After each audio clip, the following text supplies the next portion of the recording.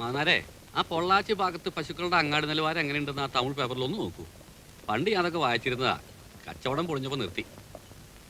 പൊള്ളാച്ചി ഭാഗത്തേ ഇല്ല, തക്കല തേങ്ങാപട്ടണം ഭാഗത്തുണ്ടോ? വേണോ?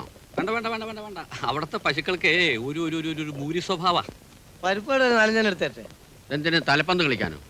എൻ്റെ വയറ്റിൽ പിടിക്കില്ല. ഞാൻ പണിക്കരുടെ അവിടെ നിന്ന് പ്രസാദവും പഴവും ഒക്കെ സുഖമായിട്ട് കഴിച്ചിട്ടാ വരണേ. ഇന്ന് പണിക്കരുടെ ഒരു പൂജ ഉണ്ടായിരുന്നു. നമ്മുടെ വെളിച്ചപ്പാട് കലക്കി ഉറഞ്ഞു തുള്ളി. തുള്ളും തുള്ളും. തുള്ളലിന്റെ കാര്യത്തിൽ നമ്മളെ വെളിച്ചപ്പാട് കളിച്ചേക്കാൻ ഭൂമിയിലൊരു മനുഷ്യൻ ജനിച്ചിട്ടില്ല.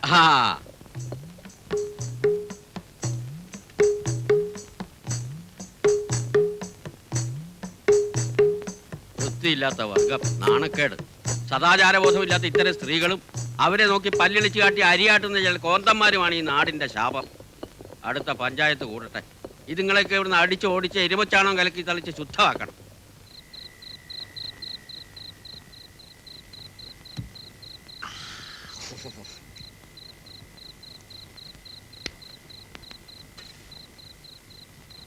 ഞാൻ ചെയ്യുന്ന ഓരോ പാപങ്ങളും ഭഗവതി കാണുന്നുണ്ടാവും. അവസാനം എല്ലാം കൂടി ചേർത്ത് കെട്ടി തിരിച്ച് ഇങ്ങോട്ടൊരു കണക്ക് ചോദിക്കലുണ്ടാവും. അന്ന് ഞാൻ ശരിക്കും ഉറയും എന്റെ ദേവയാനി. സത്യം പറ, ഇന്ന് നിങ്ങൾ ആ സ്നേഹലതയ്ക്ക് വേണ്ടി പ്രാർത്ഥിച്ചോ? സ്നേഹലതയ്ക്കല്ല, സ്നേഹമില്ലാത്ത ലതയ്ക്ക് വേണ്ടിയാണെങ്കിലും ഇപ്പൊ പ്രാർത്ഥിച്ചിട്ട് കാര്യമില്ല. ഇത് കലികാലമാണ്. അവളോട് നമ്മുടെ തട്ടാം ഭാസ്കരന് ഒരിത്തിരി സ്നേഹമുണ്ട്. അവര് തമ്മിൽ പ്രേമത്തിലാ. അതിന് ഭാര വെക്കാനാ പണിക്കരി കളി കളിച്ചത്. അതിന് ഞാൻ കൂട്ടി നിൽക്കാ വേണ്ടത്?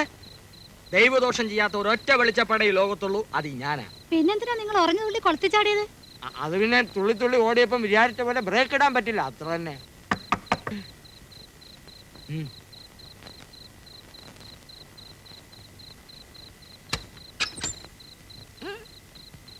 അല്ല, മാധവൻ ചേട്ടനായിരുന്നോ? അതെ. ഇതെന്താ കയ്യില്? കുറച്ച് പരിപ്പ് കടയാ, നിനക്ക് വേണ്ടി കൊണ്ടുവന്നതാ. വരൂ, എനിക്ക് വേഗം പോണം. തട്ടലിന്റെ ശബ്ദം കേട്ടപ്പോഴേ എനിക്ക് തോന്നി ഇതേതോ അത്യാവശ്യക്കാരനായിരിക്കും എന്ന്. സത്യം പറഞ്ഞാൽ ഞാൻ വെളിച്ചപ്പാടിനെ കാണാൻ വേണ്ടി വന്നതാ. എന്താണാവോ?